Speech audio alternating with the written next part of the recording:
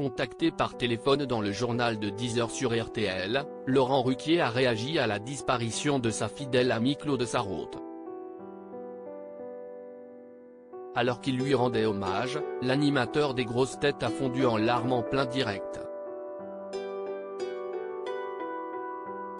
Un visage bien connu des Français s'en est allé. Ce mardi 20 juin, CIST avec une peine immense que la famille de Claude Sarraute a annoncé le décès de la journaliste à l'âge de 95 ans.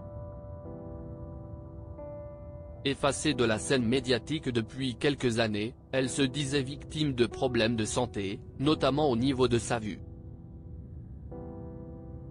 Elle était néanmoins restée très proche de la bande des grosses têtes, dont elle était une sociétaire emblématique et à qui elle donnait souvent des nouvelles par téléphone. Il faut dire que le leader du groupe, Laurent Ruquier, était l'un de ses plus fidèles amis. Pendant plus de 30 ans, ils ont collaboré ensemble sur France Inter, sur Europe 1, mais aussi à la télévision, dans les émissions On a tout essayé ou encore On va se gêner. CIST donc sans surprise au moment d'évoquer sa mort sur RTL, seulement quelques minutes après l'annonce de sa disparition, le compagnon d'Hugo Manos a fondu en larmes en plein direct. Laurent Ruquier submergé par l'émotion. CIST dans le journal de 10h que Laurent Ruquier a livré ses premières impressions. Malgré sa rivalité avec Philippe Bouvard, qu'il a encore taclé récemment, il a tenu à le saluer pour son implication dans la carrière de la défunte. Les grosses têtes de Philippe Bouvard ont révélé Claude Sarraute au grand public. Elle était journaliste au Monde mais il nie avec les lecteurs du Monde qui la connaissaient. Moi, je l'ai invitée à France Inter à l'époque.